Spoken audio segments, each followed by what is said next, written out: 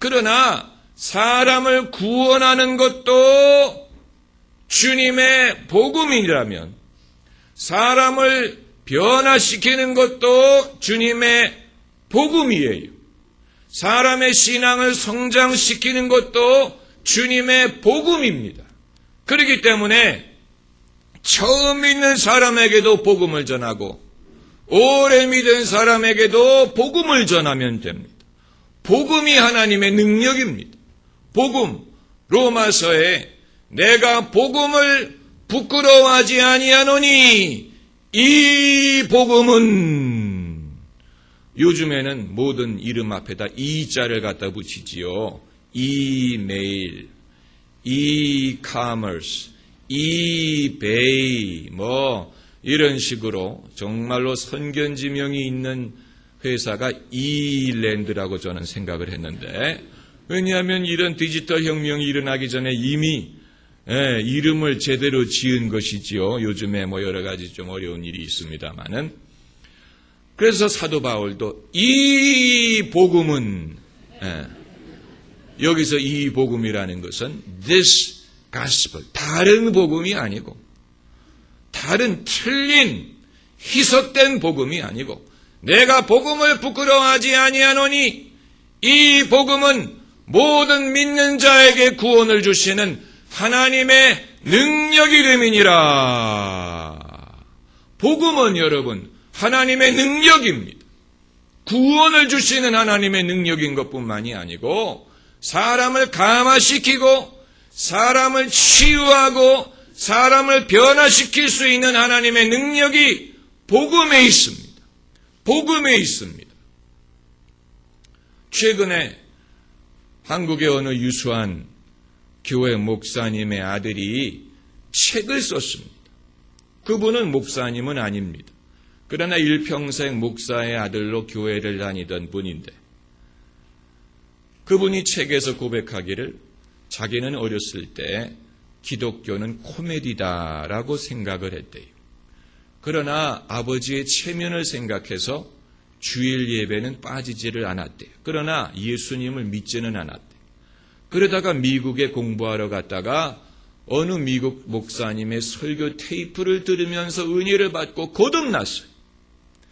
그리고 과거에 자기가 왜 기독교가 코미디라고 생각했는지에 대해서 책을 쓰기를 시작을 했습니다.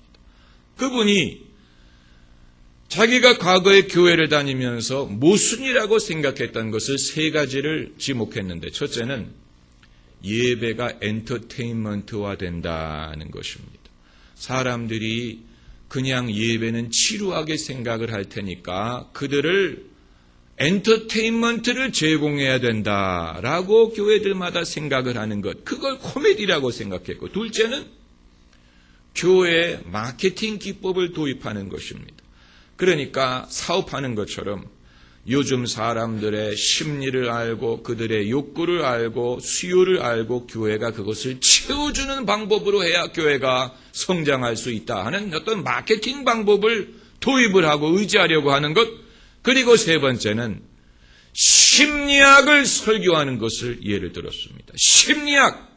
그래서 성경 말씀만 가지고는 사람의 마음을 움직일 수 없기 때문에 교회가 심리학적인 이론을 도입해서 그것을 가지고 사람들에게 가르쳐야 사람들이 은혜도 받고 그들의 문제를 해결해 줄 수 있다. 그러면서 하는 말이, 그게 사람 은혜 받는 거라면 차라리 설교 듣지 말고 무슨 브라이언 트레이시라든가 무슨 코비라든가 그런 강연 들으면 사람들 은혜 받겠다.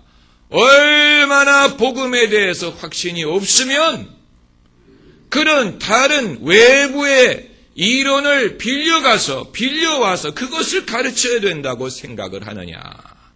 심리학은 복음이 아니다 라고 지목을 했는데 정말로 맞는 지적입니다. 요즘 설교들 들어보면은 그 설교의 내용이 복음을 전하는 게 아니고 내가 교회 다니고 믿어서 얼마만큼 자기 개발을 할 수 있느냐, 성공적인 삶을 살 수 있느냐, 이런 내용으로 설교하는 데가 많지요. 예. 여러분 오늘 본문의 베드로의 설교를 보면 사람들의 필요, 수요, 심리학적인 고민 이런 거에 대해서 언급하지 않고 사람이 뭘 해야 되는지에 대해서도 언급하지 않고 오로지 하나님의 행위, 예수님의 이벤트, 예수님의 사건 거기에 대해서 초점을 맞추고 있습니다. 하나님이 누구시며 어떤 일을 하셨으며 예수님이 어떤 일을 행하셨으며 그것이 무엇을 의미하며 그것이 우리에게 무엇을 주는 것이냐 이것을 말하고 있는데 여러분 이것은 처음 믿는 사람이나 오래 믿은 사람이나 모든 사람에게 유효합니다. 할렐루야. 여기에는 모든 사람에게 충분히 구원을 주고 그들을 건질 수 있는 능력이 담겨져 있습니다. 왜냐하면 우리는 행위로 말미암아 구원을 얻는 것이 아닙니다.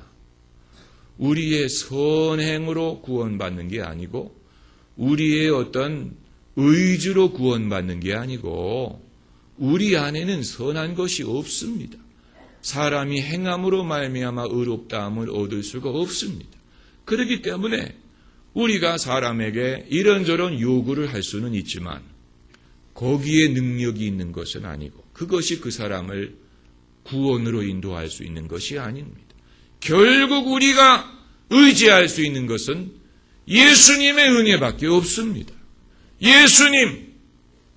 그래서 복음과 율법을 이런 식으로 비교하지 않습니까? 율법은 여러분 사랑해야 됩니다.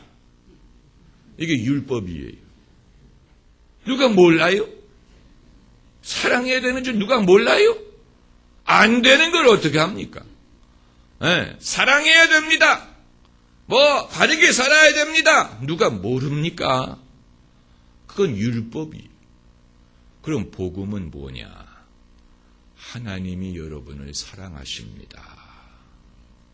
하나님이 죄인들을 사랑하십니다. 하나님이 예수님을 보내서 예수님이 여러분을 죄사함을 받게 하시고 예수님이 이루셨습니다. 그게 복음이. 사람으로서는 할 수 없지만 하나님으로서는 다 하실 수 있습니다. 그게 복음이에요. 그게 복음이. 처음 믿는 사람도 그것을 들어야 돼요.